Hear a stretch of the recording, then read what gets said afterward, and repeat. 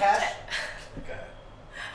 to Cash Cuties, a super personal finance podcast where we analyze our friends' credit card statements with love.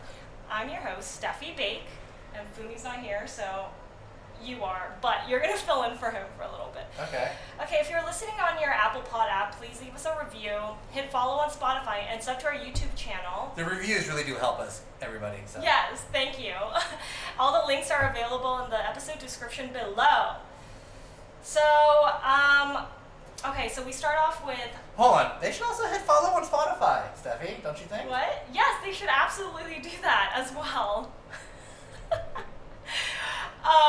It's so hot in here right now. I know. Okay, so typically we start off with asking how we're doing financially, and I am living this new life. Everyone knows, all the Cash Cuties know that me and Fumi are typically very stingy. Oh my god, cat! Hi, buddy. Okay, and I feel like I've been extremely worried this year about finances because obviously writer's strike, work has been really slow because of that, and now SAG's on strike. So I've been having this like really negative mindset around money, especially also doing this pod and like money is the topic. I decided in the last couple weeks to shift all that and start believing in just whatever I think. So I went back and I was like, you know what, this is bullshit. I believe in the law of attraction and that I will be really rich and that I have to basically force myself to believe that it's happening, that I have the money already. So I went to Vegas last weekend with my friends who are DJs, and I decided to gamble, but only think about the fact that I had money and that money was flowing through me. I ended up making money while playing roulette.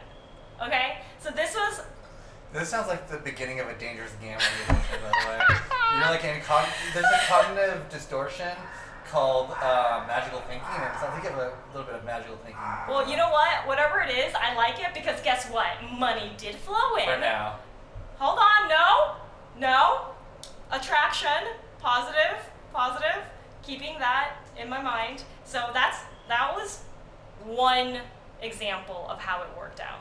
Second example of why I believe in this is because I tried to keep a positive mindset, and I was like, money is flowing all around me. I am abundant with money. There's money everywhere in Vegas. So I go to my first strip club out in Vegas at the Spearmint Rhino, and my friend happens to pay for my first lap dance. Okay? I end up meeting this woman who is literally like my guardian angel. She's a stripper? Yeah, she's a stripper. And she looks at me and she goes, you can have whatever you want in your life. She's trying to play you. No. Okay, first of all, I knew that, right? First of all, I know what her job is. But she ended up staying till the end of her shift for 2 hours. She had already made her money, I think, which, I helped with. Toward the end, she stayed 2 hours just talking to me and manifesting with me. And was like, you can have it, whatever you want, just be confident about it and believe.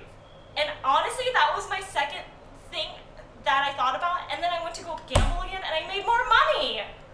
Okay, I know you think this is ridiculous because we'll get into this. I just want to say I'm gonna live my life like this, and since I've already gotten multiple job opportunities. No, I agree about attracting abundance, but I don't think the theme should be like rich and money. It's about it's about just attracting abundance in all areas. I don't think you need to be rich per se, rich. It's nice to have financial security. Yeah. But I think it's more important to be rich with the spirit. Well, that's your value system, bro. Okay? I want to be rich. Alright. Okay, that was an evil laugh. You see what money does to you? I like it. By the way, thank you for this smoothie. It's not alcohol, it is a smoothie. Okay, so today's guest, I wanted to introduce, he's a mental health leader. Therapist? No, substance abuse counselor. Okay, he's a mental health leader, substance abuse counselor, party organizer, planner, and all-around cool kid on the block. I'm 42. Whoa. And 42. But you say cool kid. That's nice. Cool kid. Oh. 42 could be a kid. That's true. You could be 50 and still be a kid. That's true. Anyways, Adam Weiss! Hello. Also known as Adam Goes Ham. That's true. And I am so excited to have you on because I've known you for a bit now, and you've helped me. I actually am very, very inspired by you, and I think you inspire a lot of people, especially when it comes to having some of these like interesting ways of living. We'll go into more of that later, but it has to do with solo dates, and I think you are extremely you're very good at it. Anyways, we'll go back into that. So I want to ask you a bit about money, obviously. Okay. So Adam, how are you doing financially? It's funny that we're doing this podcast now because I'm doing the worst I've done in a while financially, where it's kind of scary, but it's okay. Okay. But I mean, I'm always scared of it. Here's my biggest fear. In 2019, I made a lot of money, Okay. and my irrational fear is I've been living off this money since then, and finally it's running out, and I'm never gonna make money again. But that's not true. It's not true, but do you have to wake yourself up from that moment of when you tell yourself that? Yeah, I have to. Well, I told you the analogy that I told you on text is that when I go into financial insecurity about the future, something I have to remember. It's I'll say this analogy, not everybody here. It's like when you're driving in the mountains late at night and it's super dark and you have the headlights on, you can only see a few feet in front of you. That's all you need to get to where you're going. You don't need to see miles down the road. And that's the analogy I think of with finance, where as long as I'm okay right now, I don't need to worry about miles down the road. As long as right now is okay. And I do believe that if I just show up and do my best, that I don't know. I think the universe is perfect to make some mistakes. And I think everything's gonna be okay. Oh, that's beautiful. Do you read The Power of Now? I've read The Power of Now. I've read parts of The Power of Now. Parts of it? Okay, I've listened to it multiple times. Well, it's funny you say that because actually with the gratitude group, which I'm sure we'll talk about, I'm going to start a book club in August, and I have 3 books I'm thinking of, and that's one of them I will Ooh, do you have to read it or can you do an audible thing? It doesn't matter. Audible. It's kind of like cheating. What do you think? Cheating a little bit? That's not how I read books. Oh. Oh. No shade. Little No, judgy there. No shade. Again, 42. I think I'm just old, so I don't. Can you stop? Can you stop with this the no money, whatever you're talking about? I don't know what you're talking about. Because you know what? I'm on this new thing, and I don't care what anybody says. I'm gonna be I'm dripping. Okay. When I think about my guardian stripper angel, I imagine myself dripping in gold, but honey, golden honey, and it's made out of money. I mean, Is that gross? it sounds sticky. I mean, I do the same thing where if money is difficult though, opportunities do come to me. But I guess I don't think about it in the way of being rich, as long as I can make rent and live the way I want to live. I love that. You're about the now. Yeah, but that really does happen. Even saying right now that I'm worried about it, I bet you in the next week opportunities will start flowing in. Hell yeah, dude. They really do. It will, dude. I really believe whatever you think is gonna happen is gonna happen. Okay, so Then, now look what you're doing to me. what? I'm gonna be financially fine. Yeah! There's no financial insecurity. Everything's gonna work out. I'm probably gonna get a gig this year, by the end of the year, so make me as much money as I did in 2019. Oh yeah, baby. We're gonna do it. We're gonna do it. Okay, so I want to know about how you grew up with money and what you thought about money. Stop looking at money. What are you doing? Stop cheating. Oh my God. It's right in front of me. No. What was your relationship with money growing up? My relationship with money growing up, What'd you think about it? I guess I didn't. You didn't have to? What was your parents' financial situation? Something I just remember as a kid, I mean, my parents' financial situation now it's not good, which also is the thing that scares me. But back then, I felt like they were always having money troubles, but it was because my dad would like try to get the biggest house he can just out of his budget, so he's just constantly struggling. Okay. Yeah. Okay, and you saw that growing up, and did it stress you out? No, well, I guess Or were they stressed out while doing that? I'm sure they were stressed out, but I mean, I'm 14 years sober, and so I spent a lot of my childhood, checking out before drugs, and then of course drinking and doing drugs. So I was pretty checked out. I don't think I didn't pay much attention. Even when you were young, like really young, and you. Yeah, I would check out in other ways. Okay. I think because my home life was chaotic, because my mom is an alcoholic, and she's sober now too. My mom was an alcoholic, and my dad wasn't like emotionally. He's a workaholic and not emotionally available, and so the house felt chaotic and unsafe. So I just checked out. Where did you grow up? Well, I was born in Chicago, but we moved to LA when I was 1 year old to Westwood, and I lived in Westwood for a while, and then from like 6th grade to the end of 11th grade, we were in Phoenix, Arizona. And then in 1999, before my senior year of high school, we moved to Thousand Oaks. Wow. Were you aware of like your status in terms of finances compared to maybe your friends or like the neighborhoods or? Not really. I guess I knew we weren't rich because like I knew a kid named Barry in high school, and I was like the rich kid whose house we go to. So I wasn't him. So you were aware of that. Did you? Yeah. And how did you feel would you go to his house? And take advantage of him. What does that mean? He was like a dude that we didn't really like, that we hung out with because he had money and we could play video games and shit. Oh, And we'd like bully him. Because he was rich, and you felt like it was I didn't think it was because of the time. But now when you look back on it. Yeah, that's probably why. Probably a part of that why. Yeah, rich kids are just like entitled and. But was he, or was it more so you guys were projecting? You don't remember? I don't recall.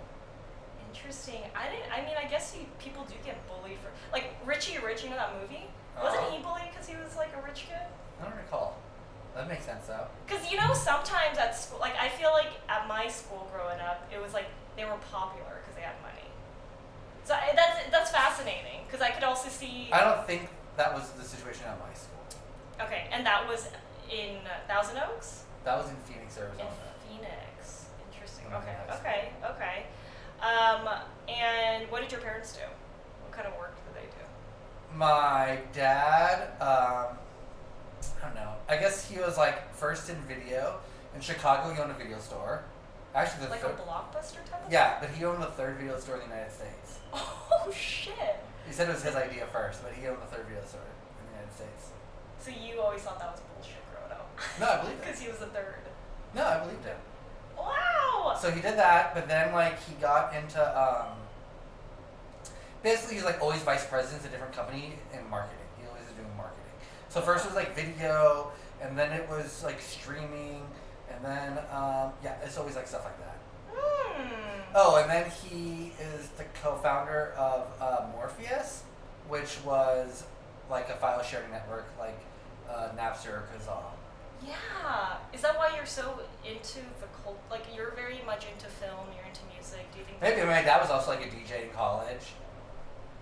No. Yeah. I feel like I've learned so much about you. He DJed like at the discos in Chicago and would go by the Wiz. Oh, this is even The after. Wiz? Yeah, the Wiz. Isn't that the mattress guy? The Wiz from, what is it, Seinfeld or Friends? Is it? Yeah. The Wiz. Yeah, it's from Seinfeld, I think. Is it? I think she Well, this is long before Seinfeld. Oh, okay. All right. Sure. All right. That's really fascinating. Yeah. And okay, I want to know what your first job was and when that was. My first job.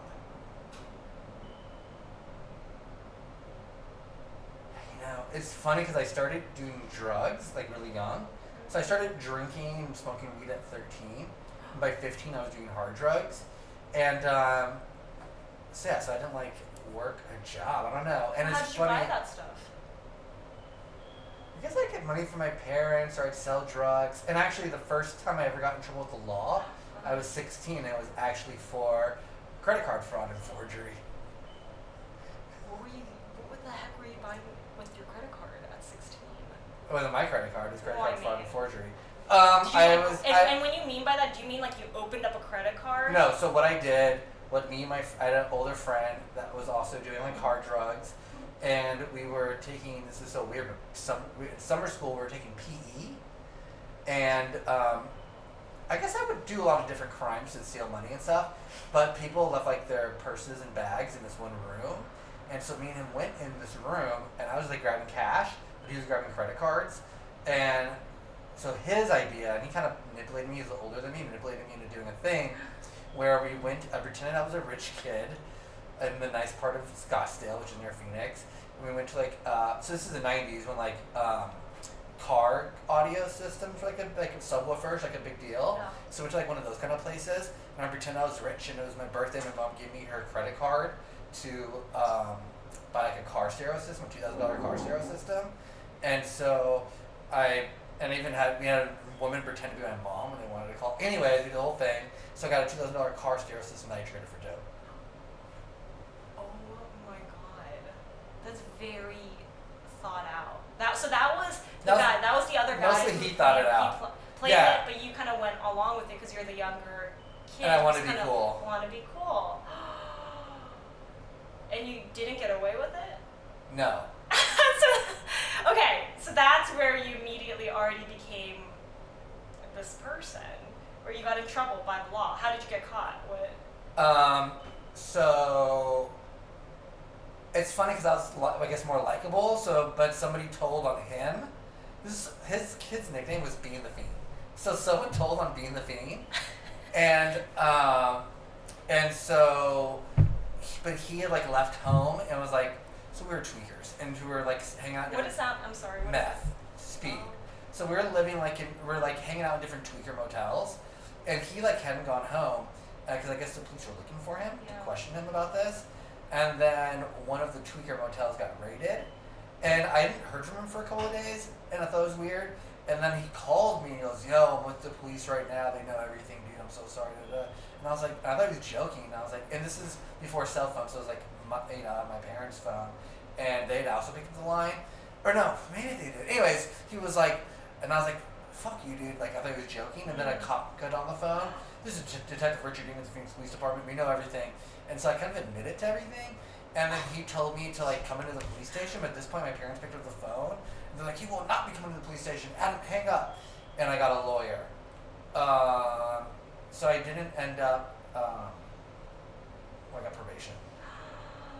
That's what happened. Wow. So your parents helped you get out of the situation. They did. But it didn't stop you. Yeah. Because they told me to come in after I just admitted everything. That was to arrest me. I self-incriminated myself. So if I would have went in, I would have been arrested. Wow. Yeah. Thank God for your parents. I mean, I ended up getting arrested a bunch of times in my life. Oh, really? After that, yeah, I've been to jail like over a dozen times.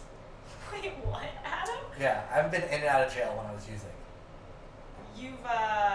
I feel like you've become the most jailed person on this podcast. No, it's like a biggest. We've had other people, but it's like such a big, more than that probably, because when I lived in Thousand Oaks, they like knew who did dope, because it's like the suburbs. So they knew who did dope, and I had like a orange Monte Carlo. My car is very noticeable, and so they would just pull me over all the fucking time.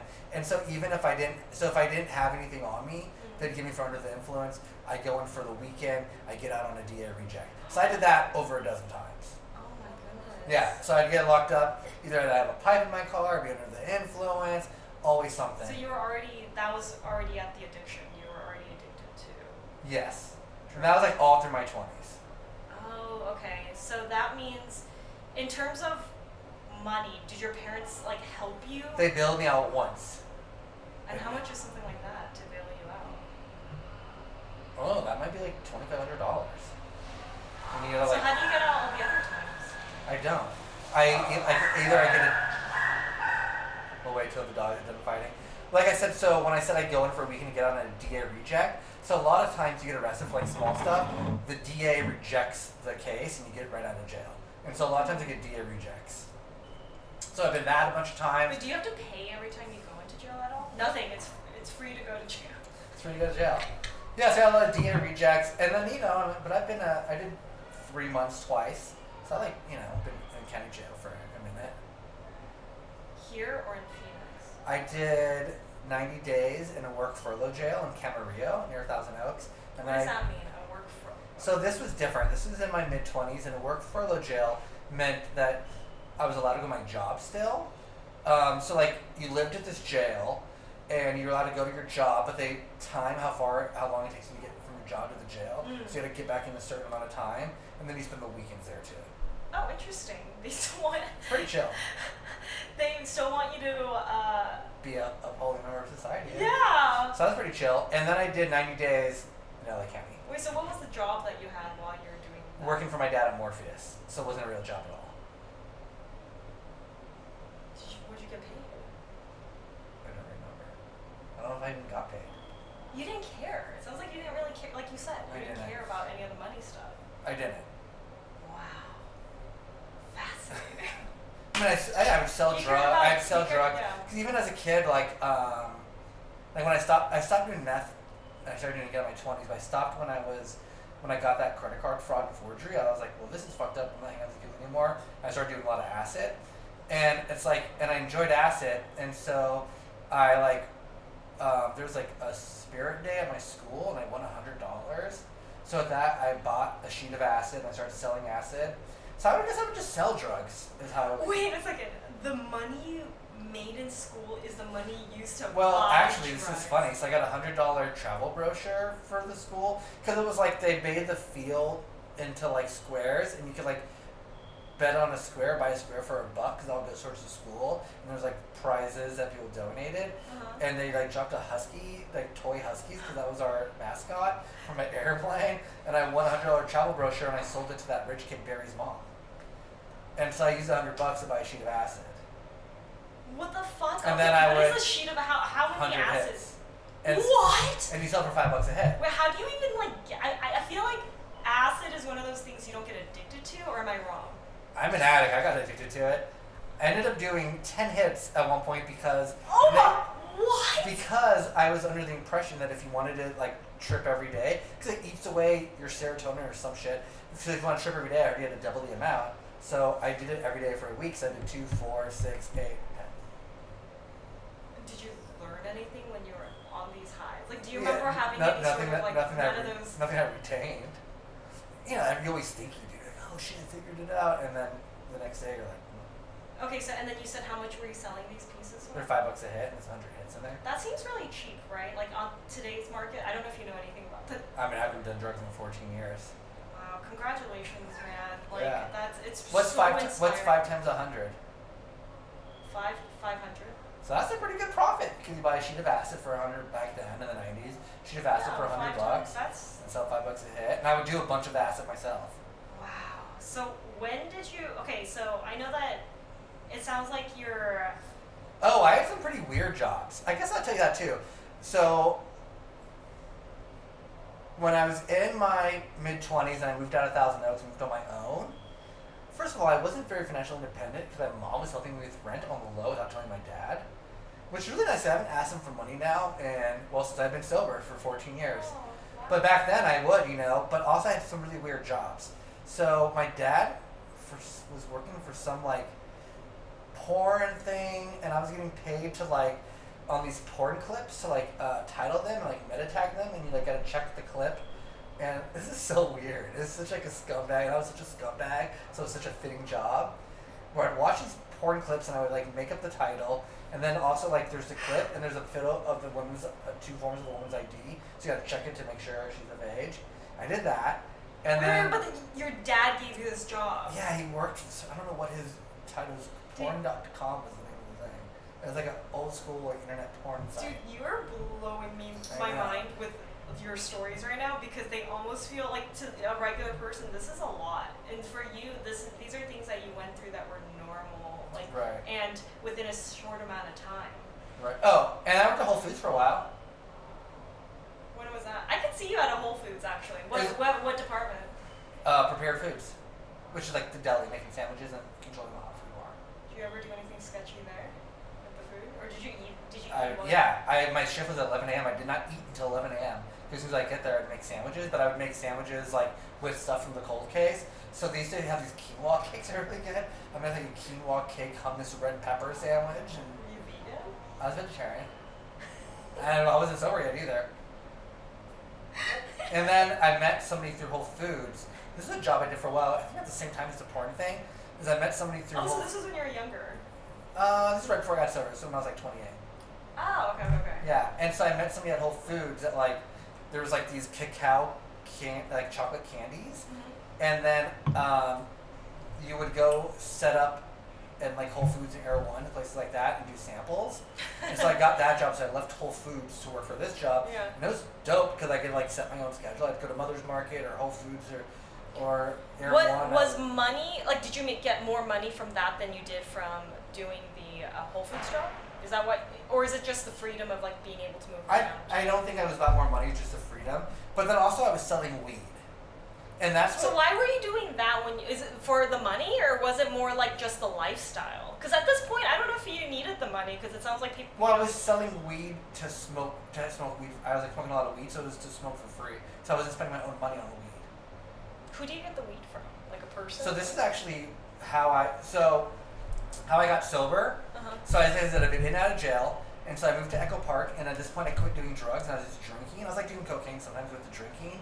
So this is in 2009 or 2008. I got arrested 5 times that year.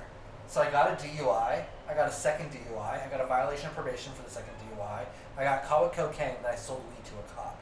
So what I was doing is, this is 14 years ago, so like there was weed shops, but it wasn't like as prevalent.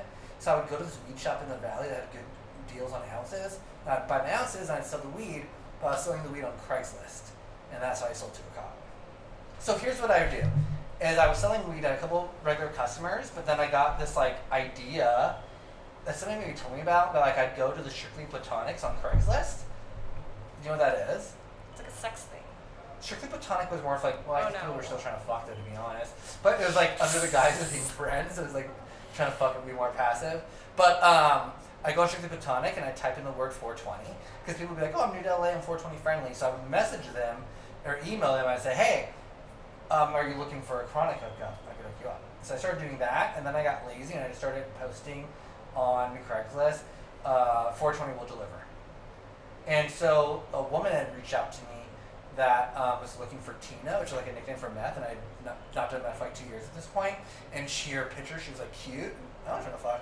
And so I'm also in recovery for sex and love addiction. So I was trying to fuck, and then I was like, I don't have any, Tina, but I have cocaine and whiskey. And so I went to this house in Atwater Village with cocaine on me and a bottle of whiskey, and I pull up and I text a number or whatever, and then all of a sudden 3 unmarked cars roll up on me. But I locked my car door and I took out my cocaine, and I used to smoke cigarettes back then, and I had like a red Solo cup with cigarette water. So I just took the cocaine, and while they're like pounding on my door, and just dumped out the cocaine in the cigarette water. Did they see you do that? Yeah. What are they gonna do about it? Oh, okay. What are they gonna do? Oh, we saw he has it, So I just waited, and then I waited a minute for it to dissolve a little bit, and then I opened the car, then I locked the car door. So I got arrested for possession of cocaine, but I got out because there's no case there. And so that was in the Craigslist. So what I do when I get out of jail, I started selling weed again on Craigslist and sold to a cop. That's how fucking stupid I was. Gosh, wow. And that's when you said you went fully after that? Yeah, well, yeah, so I had just sold a bunch of weed, and I was going to go back home for the day, back to Echo Park where I was living at that point. And I got a call, or someone from Craigslist hit me up to want weed. They wanted a quarter ounce, and I thought, why not? I'm already out and about. And it was $100 for a quarter, or $80 for a quarter ounce, and he gave me a $100 bill. And I was like, let me get change. No, it's all good. He's like, I'm sure I'll be seeing you again. And all right, so he gets out of the car, and then I start to back up. And as I'm backing up, I see my rear view mirror that a cop came up. I was like, fuck. So I try to like go forward, and there's a cop in front of me too, with guns drawn. And so I threw my hands up, and I said, what did I do? What did I do, officer? I didn't do anything. And they said, you have a marked bill, you fucking idiot, because $100 was a marked bill. And so I went to jail. again, and I thought sales, you get 180 days probably, but LA County Jail is very full, so you do 10% of your time, so 10% of 180 is 18 days. So I thought maybe I'll do 3 weeks at the most, you know? And I got there to jail, and then people, the inmates, like, oh, let me see your paperwork. You know, they always ask you your paperwork. And and everyone like thinks they're a lawyer in the county jail, you know? And so you're like, what do you think I'm gonna get? And everyone's like, you're gonna go to prison, you're gonna get state time. And I never had done that, I've only done county time.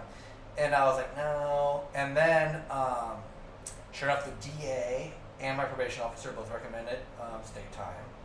But I didn't get state time, I ended up getting 3 months in county, and then I had to do 3 months in rehab. Wow. Did you have to pay for that? No. There's no money involved? For rehab, yeah. Rehab must be really expensive. Well, here's what happened is that my dad, so I went to a Jewish rehab called Beit Yeshiva in Culver City, and my dad has a friend who's very rich. So you have to be Jewish to go to this? No, but there's like a Jewish theme to it. But people that are not Jewish go. Like, so it's ran by a rabbi, and there's like a Shabbat dinner on Friday nights. But the rabbi is like this guy that used to be a con man that's sober now and this and this. He's really cool actually. Rabbi Mark, I think his name is. But my dad had a really rich friend, and this guy made a donation to Beit Yeshiva, and that's what got me in. Wow. Yeah. Did you get more religious through that, or were you? No. Okay. Okay, but it helped you. Does rehab?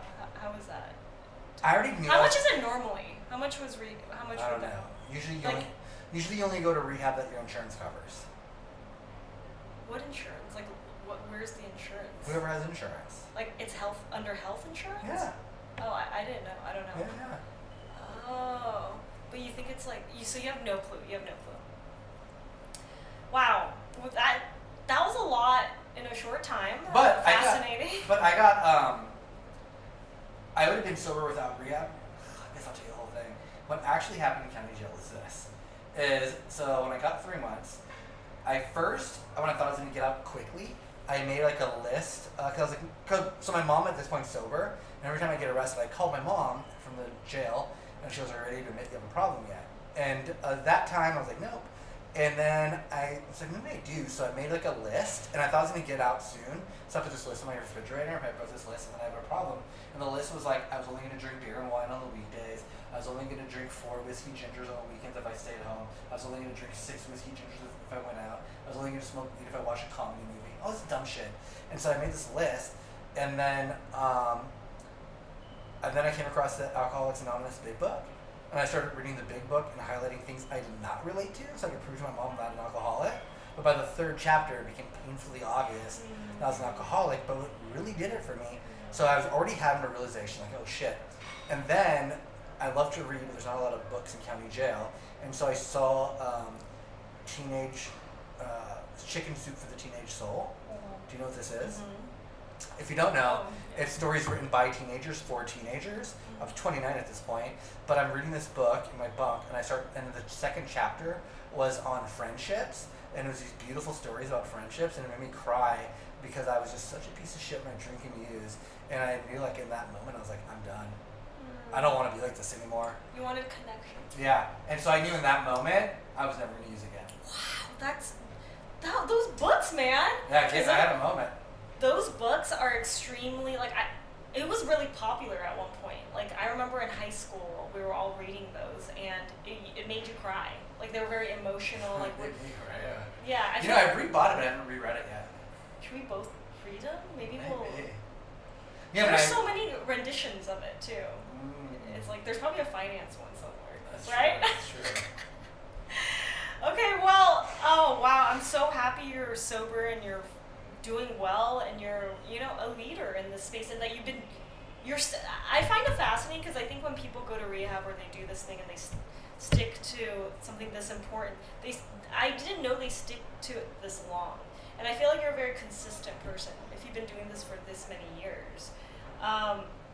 Is this like a lifestyle, like a forever? Like, I'm not very. Yeah, but I didn't stick. So like when I got out of jail, that time I like leaned really heavy into Eastside. I got Echo Park AA, and this was in 2009. So I leaned really heavy into it for like a year or so, and I didn't really work worked the program as I do the steps. I didn't really do the steps, right? Half-assed did them.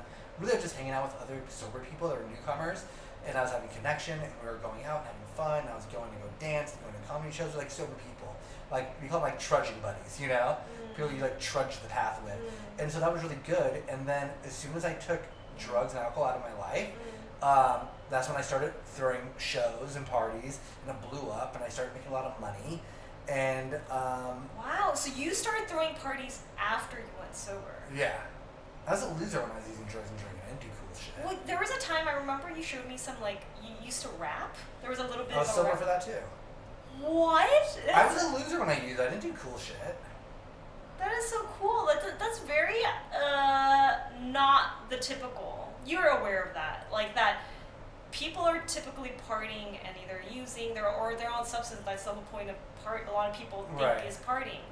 There are so many people in my life right now. I don't know if you've been noticing more people becoming sober or they're aware. Do you know what I mean? Yeah, yeah. And they're going to AA, and I have a lot of friends like that who I'm very proud of.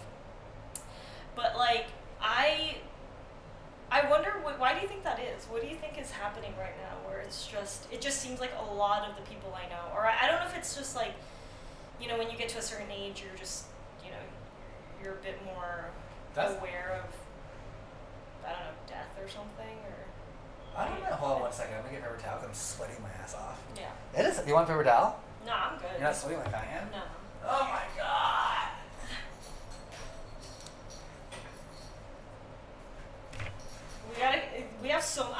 Dude, I'm like in the first, like there's so many other questions I have. This is like, Goodness. wait, but how are you on time? Because right now. I want to make sure I'm there. I want to be there by 8 p.m. Okay, because we've only done 40 minutes, Oh so. my god, only 40 minutes. Okay, let's do this. Okay, let's just like move. So I don't think it has to do with like, I think people are always getting sober. That's always been a thing. I think right now, like culturally, there is like non-alcoholic sober curious is a thing, and non-alcoholic mocktails is a thing. So like, I guess culturally, like a sober curious thing is happening. Oh, But as far as like people getting sober from substance abuse, I mean that's always a thing. that's right? always right. Okay. All right, let's go back into your money thing. What is your, okay, so I know that when I asked you for your, you know, finding a credit cards, you didn't have a credit card, right? Oh. So you use like a debit card. Yeah, because when I was younger and on drugs, I like got a credit card. It used to be easier in the 90s with credit cards, where I was able to buy things when I didn't have money. I don't know, I just like fucked things up, and so I just don't trust. Do you know what your credit score is? Yeah, when I moved into this apartment, it was literally 0. I had no credit score. And they just let you move? No, Do you when I know? first moved in here, I had a roommate. This den was the second room. Wow. And Okay. he Okay. had good credit. So you said you started making money partying. How much money were you making when you were throwing these parties in LA? What they were called? Ham on everything. Ham on everything. Yeah. All right, so. Which is like a really well, cool. let me say first, I was sober for a year and really leaning into sobriety. And then I started throwing parties. It got good, and I stopped going to meetings. And I started selling drugs. Sober? Yeah, that's how actually I shouldn't say that. That's how I funded the parties in the beginning. How much? How much were you selling? What were you selling? I don't know. Should I talk about this bad? I don't know. That's up to you. You don't have to. I don't know. You already talked about so much. I'm like, is this the thing that's gonna? I mean, what does it matter? This is like a decade ago. Yeah, so a decade You're ago. a different person. Yeah, so I was selling cocaine. So I was going to like after hour parties and selling cocaine there. And I was making a bunch of money. And I really enjoyed like the lifestyle that came with it. But then the shows and the parties started doing so good that I didn't have time to sell cocaine. I didn't have time to sell cocaine anymore.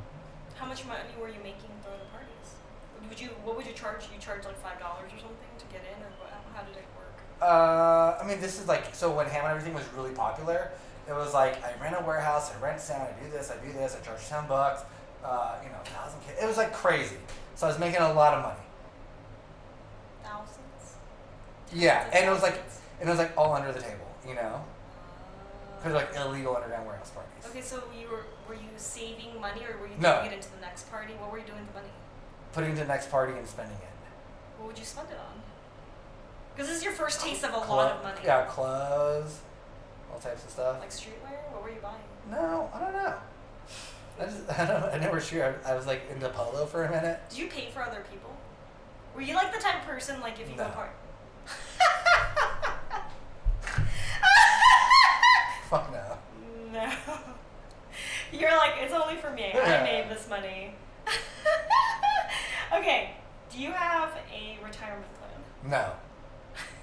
You're in the now.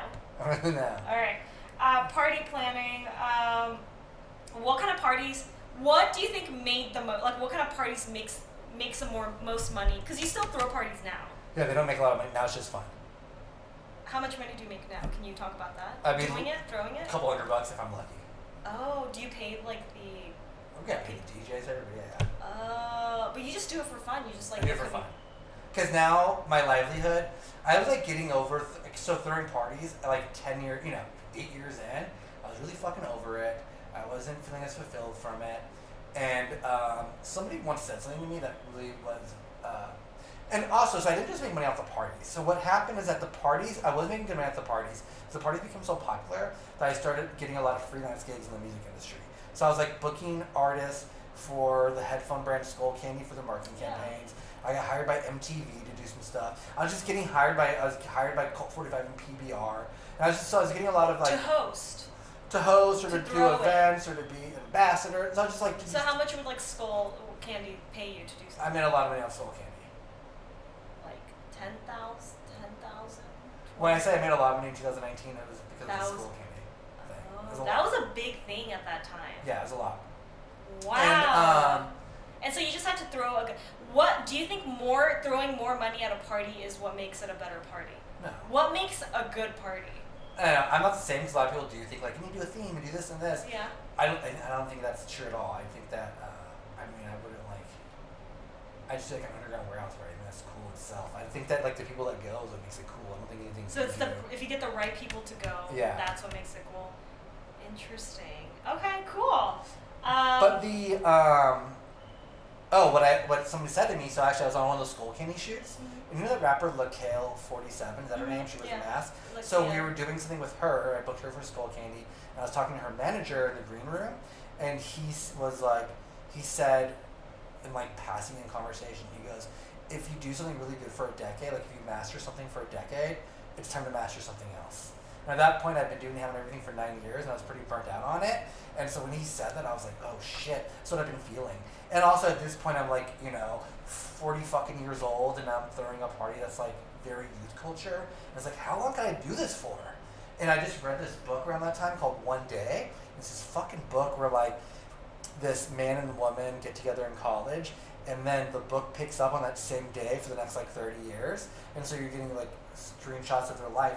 And the guy was really cool in college. He ends up working for like an MTV type of thing for youth culture. And then he's in his 40s and he's like still trying to hold on to his relevancy in youth. And I was like, oh my God! I had like an existential crisis reading it. And so for him to say, we get something really good, that's something for a decade, it's time to do something else.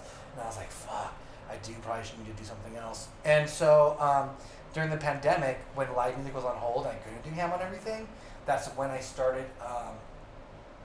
At first, I was just chilling and enjoying myself. But then I started volunteering at a rehab, and I loved it. And that's when I went back to school to become a counselor. And so now that now that my livelihood is in DJing and throwing parties, it's being a counselor.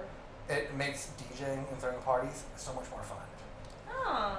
Why do you still DJ? What is the purpose for you to throw those parties? Well, it is extra pocket money, which is nice, but also it's just fun, and I feel like it's actually engaging my inner child. The partying part, like just to what DJ. What part to of DJ, that? DJing is really fun. That's your favorite thing about the partying is the throw. Because you don't have to throw the party to do it, but there must be something you love communities. I think. Yeah, I do love community. I'm really good at bringing community together. I think I've always been good at. Not always, but been good at for the last decade. What's the key to success to that? I don't know, dumb luck. I have like no like. You don't live by. Mine's everything I do is very organic. None of it is like calculated. Remember when I had my birthday and I was so nervous I'd never thrown a birthday party for myself, and I was like, I don't think anyone's gonna come. A lot of people have this fear about the birthday, like no one coming. It's childhood trauma. I have friends. I need to read that chicken soup book. But I did it because you actually were like, just do it. That's all you said. You didn't even you barely gave me any, it was just just do it. And I was like, okay. And I literally was like, I was so nervous. And this is recently. This is That's fun. You helped and you DJ'd, and it was really nice of you. But my friends were like, you did the most. They were like, because there was like a tattoo, there was someone doing tattoos. And my place is tiny. Do you see how tiny my place is? We used to live really close to You didn't have to do all that, yeah. You could No, just I have know, to- but I'm a Virgo. That's just how I don't know, and I think I put so much pressure around it. I didn't know I don't drink. I was like, oh, I'm gonna buy a fucking jug of what? I think I bought a jug of like Jack Daniels because I asked them like, what's the right drink? What's the most popular drink? Can I tell you a metaphor for being a perfectionist? What? Is be careful when you wear a halo because it can slip and become a noose. You're so dark. Jesus fucking Christ. No, it's true. Like, what perfectionism is dangerous. No, it is dangerous. It is dangerous. And so I really appreciate that you did that. It was just, I just at the I was being so intense, but I'm glad I did it. I haven't thrown a birthday party since. Why? Because so that jug of alcohol that I bought nervously, I dropped it in the garage. And it was like $50-something. And I was like, this is really stupid. Yeah, you know what? Actually, I should throw more parties. I should throw more parties because it makes me nervous. Okay, anyways, let's keep going. You do this really amazing thing that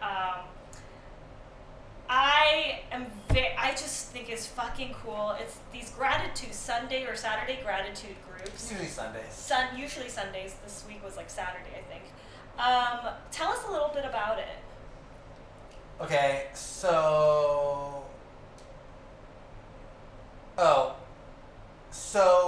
I guess I should go back then because when I said that, so remember I got sober, it was really into AA and I was hanging out with newcomers, and I started throwing parties, I stopped going to meetings, I started selling drugs, then that went away because parties were going so good, I was making a bunch of money and I didn't relapse, but I was like not working a program or like I wasn't like emotionally sober, I was just a maniac and I was just like trying to control and manage every part of my life. And I hit an emotional bottom 7 years ago, and that's when I got into self-care. And so at that point I'd already been like throwing parties that were popular, so people were used to going to parties I threw or stuff I DJ'd at. And then I started doing a lot of self-care content on my Instagram, so people were used to like engaging with like self-care content with me. And so during the pandemic I had a friend who actually does a really cool thing called floating. If you're in LA, look up Feels Like Floating.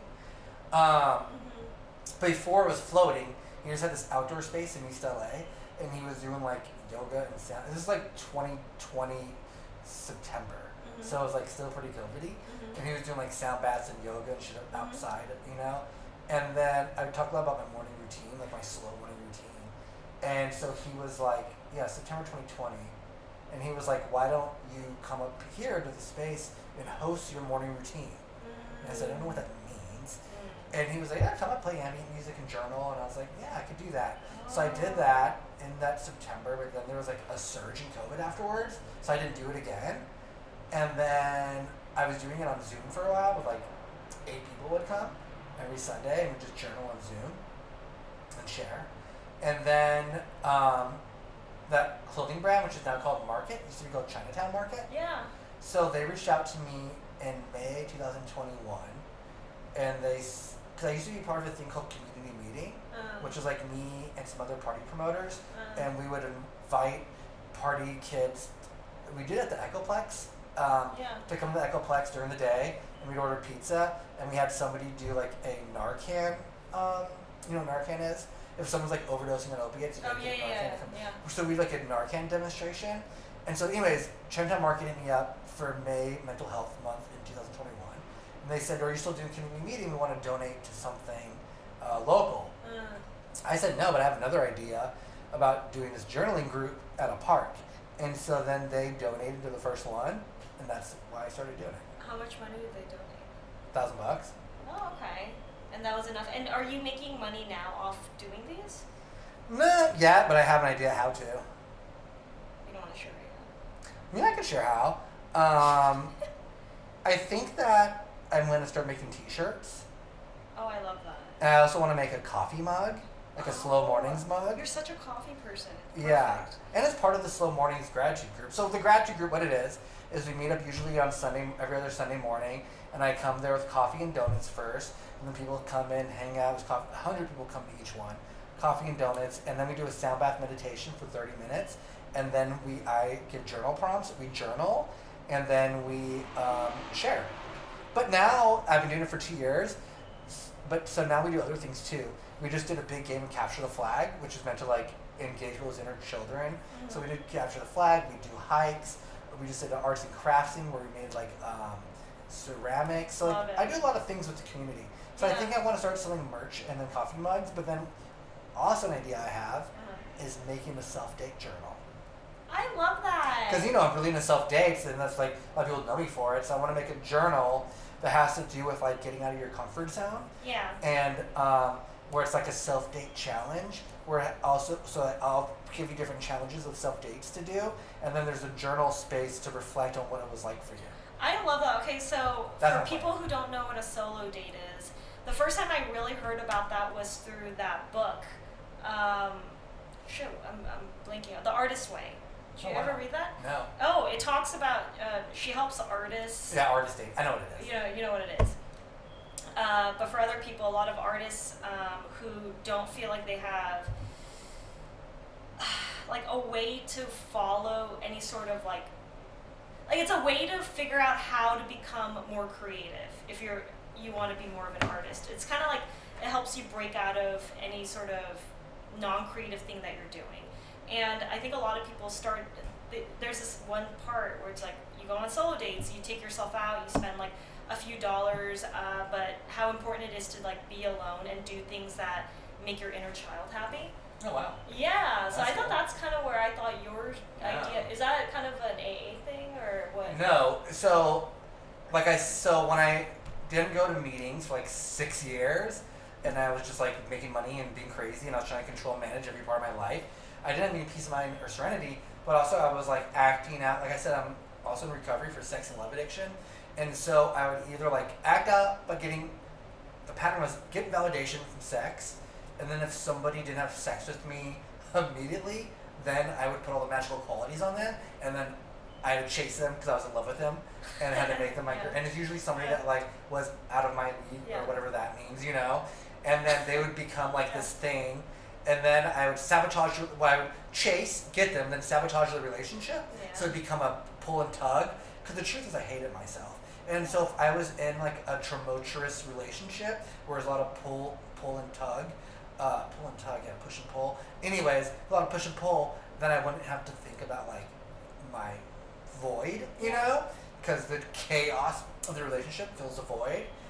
And I was doing a lot of that, and then so the pattern kept happening, and it was another relationship that in 2015 that ended the same way they always do, and then this time I was really too heartbroken from a breakup with somebody I only been with for a few months. Yeah. And then what happened was I would do things during the day to like outrun the voice, the negative self-talk voice.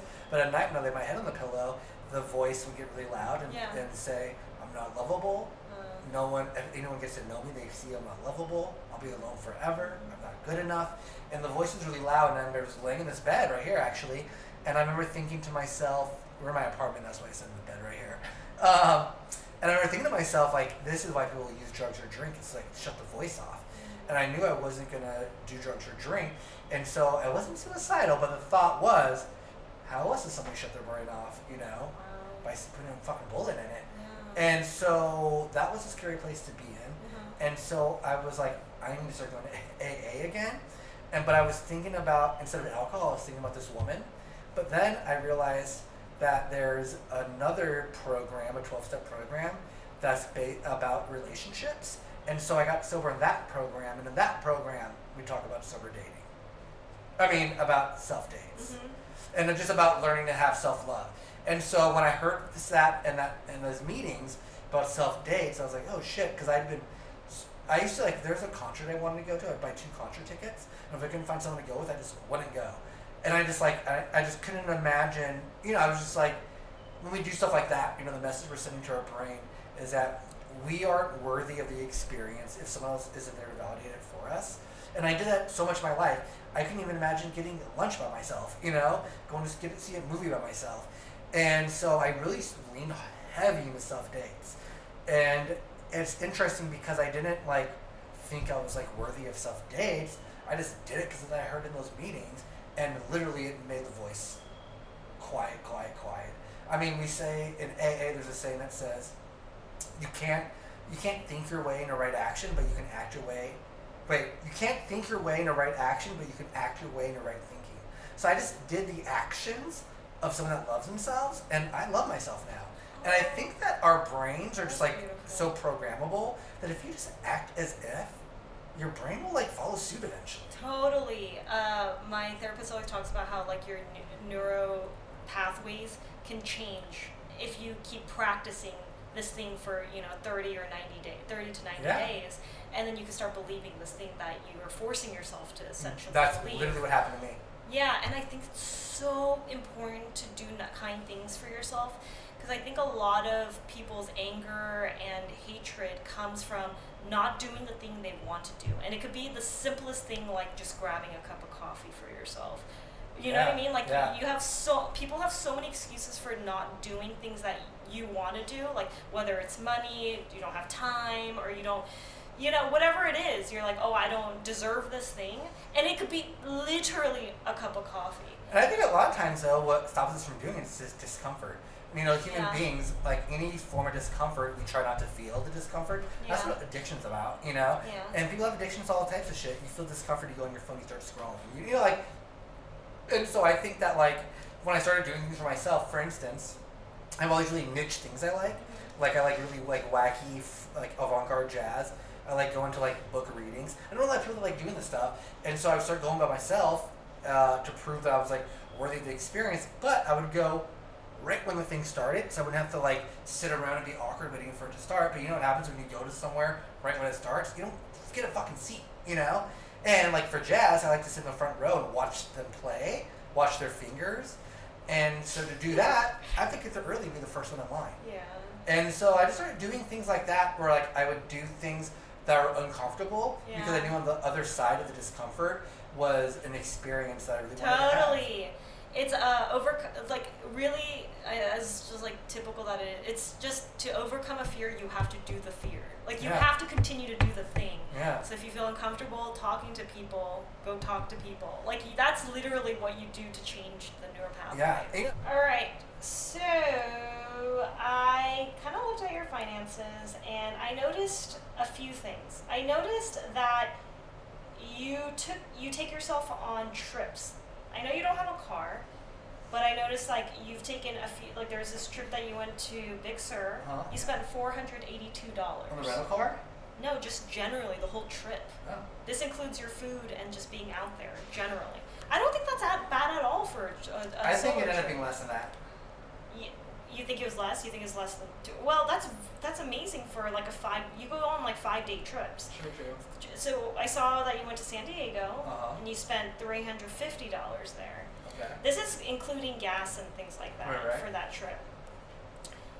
That you spent $494 in the last 3 months on clothes. Ordering T-shirts. Is that what it Yeah, is? yeah. I had a few. I wanted to know what some of these like purchases were because I was like, what the hell is Infinity Cat? Do you know what that is? No. How much did I spend on it? $226. What is it called? Infinity Cat. Infinity Cat? Yeah. With a K-A-T. I'll look it up. Hold on. Oh, I think that's my car insurance.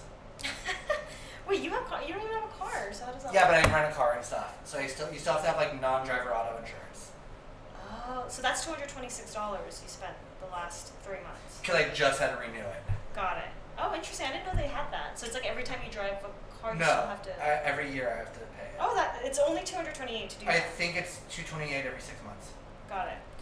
Enter the Night. You spent $78. I love their clothes. What the heck? Is that a brand? This is Enter the Night shirt. Oh, amazing. So this is Before Sunrise, which is one of my favorite movies.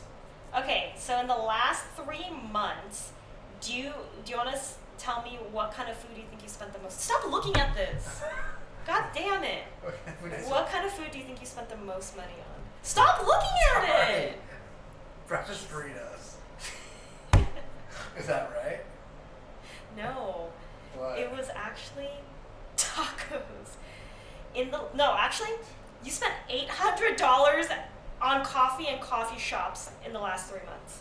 I need to change. $800. That makes you happy. It makes you happy. But I'm assuming you're like working out of these spots, and you're probably like buying a little sandwich or a snack when you're there. Oh my god. But like I've seen where you go like it's like charges within like 6-7 days, and it's like all like you go to coffee shops like twice a day. I don't do it twice a day. Well, it looked like it. I don't know. It looked like it.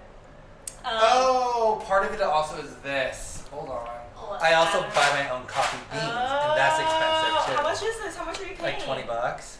Movies. You love live entertainment. You spent. I have a question for you. Live entertainment. You spent about $300 on live entertainment and $190 on movies. What is the ideal date for you, and how much do you have to spend on yourself, do you think, to be the perfect date? I mean, I'm gonna spend a lot of money. I mean, perfect date, go to a free museum. But you don't. I know you spend money on these things, so I'm saying, how much is the ideal? If you could like take yourself on a date every single night. I don't know. I mean, let's look at what I did yesterday. Yesterday was like a lot of things I did. Do you spend money on when you go on dates, Of course. or do you split things? I like to split things. I think it's like you're equals. We should be splitting things. It's either you split things or like you get something this time, I get something next time, or vice versa.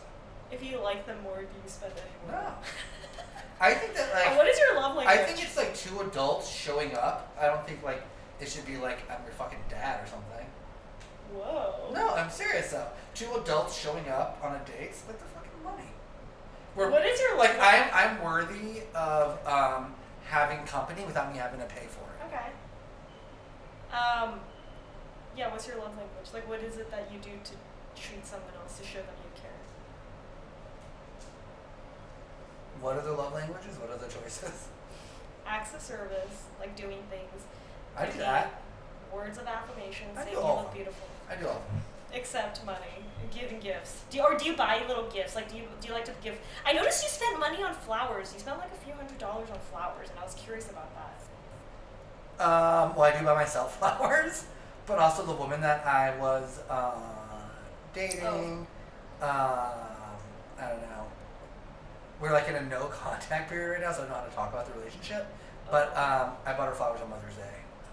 Is she a mother? Yes. Oh, that's really nice. Yes. That's cute. Okay. Oh, you buy yourself flowers? I buy myself flowers. Nice. All right. Well, that was it. Did you have fun? What did you feel about that? I was. it I a feel like lot? I should do that kind of spreadsheet thing for myself more often and see where I'm What did you spending. learn about yourself? Well, you know what? As I have this coffee I spend money on it here, and I have like a hand grinder, and I can like make nice coffee for myself at work. I don't need to go to the coffee shop. I think I might start doing that because if I could save, fucking, if I don't go as often, if I could save $200. $500 a month by doing that, why not? Wow, we are changing lives out here, saving money here and there. I might start doing. I never thought about doing it. Hell yeah, dude. Because you know what? As I have so much financial insecurity, I try not to look at it. I barely even like to look at my balance. I just don't like to look at it. He was the first person to, I feel like you were the first person to take screenshots, and I had to manually input your information. Do you know how many hours that took? This took me over 3 hours to do because I really genuinely wanted to know about how much you were spending on your solo dates. Like, I was so curious because I get so inspired when I watch your stories. People, you need to go follow him because he has the best. You're like a LA cultural, like, what do you call it? Like, you take in a lot of culture and you know all the best. Yeah, so things. I do like these weekend picks where I put in 10 things to do the weekend, and it's very like cultural. So here's the thing. Some of it is free. Yeah, I put a lot of free shit. Here's the thing is that like I was always like that. I'll tell you what happened is that a few years ago I went to New York and for like a week, and I did like cool shit every fucking day, all day in New York, all this cool artsy shit. And then I was like, I live in fucking Los Angeles. We have arts and culture here. Why don't I do this shit at home? And ever since then, I have lived life on my weekends as if I'm a tourist. Bro, people need to travel more because you learn some shit. Yeah. You literally learn so much from traveling. Yeah, I'm like I was in New York going to stand-up comedy shows and art galleries. I was like, why don't I do this at home? Why am I sitting at home watching Netflix? The fuck? Adam, I had the same shit. You know, for me, I was walking everywhere. And when I was here, I was like, why the fuck aren't I walking around my neighborhood? There's flowers, there's beautiful things happening. And it's changed my life. Yeah. Blossoming, just fucking, it's a workout. It feels good. Yeah. It was just from the little travel. You guys go to travel. I agree. Anyways, all right. Well, we want to hear from you, and we want to hear about your spending habits. So please email us at cashcutiespodcast@gmail.com and tell us what financial topics you want us to talk about. If you have any questions at all, we love that. Wait, can I say one more thing? A self-date doesn't have to be spending money on yourself. Because I think when you think about being romantic, you probably don't think about things you're just spending a bunch of money. So make a list of like romantic dates you'd like to do and just do them for yourself. Because a lot of times it could be just like taking a walk around a park and having a picnic. Do that for yourself. Okay, That's a date. I love that, and we can find more of those Adam Weiss wisdom words. Where can they find you? On Instagram, Adam Goes Ham, and then that's also my TikTok. My TikTok seems to be quite popular. Whoa! Yes, What are ma'am. the numbers at? Is it pretty hot right now? And that's like my newest. That's his thing. That's my newest thing. And come check out his gratitude groups. I have 33,000 Hell followers yeah. and 1.2 million likes. Dude, this guy knows so much about like what the hottest thing is in the moment, like all the cool cultural things. So go check it out. And the gratitude group is very sweet. Yeah. And it's more than just a gratitude group. It's like a social group. We do a lot of cool things. It's very wholesome. And you just go on my Instagram and you'll find out about it. I have so many people asking me how to do sober things. And you know what? Recently, I've had 3 girlfriends tell me they want to be my friend specifically because I'm sober, which I don't know how to take that because I'm also fucking interesting, okay? Like, why does it have to be like I'm this person who's just sober? That's why you want to be friends with. But I'm okay with it because it means that people want to be my friend, whatever. And this way, anything they find on your stuff are most likely sober things, right? Or things you could do sober. I'm doing them sober. Honestly, I'm like literally putting you guys on by having him here because he knows all the best spots and I go to those things all the time. So Like right now, I'm about to go to a thing at a Japanese garden. That's a record listening party where they're going to play like ambient jazz in a garden. so fucking cool. Yeah.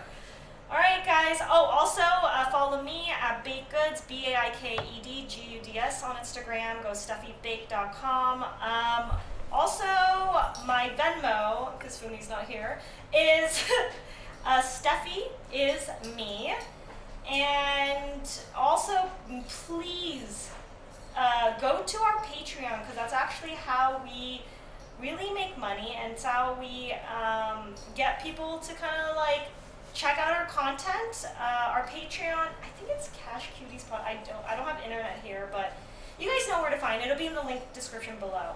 Thank you guys again, and until next time, spend your money wisely or don't.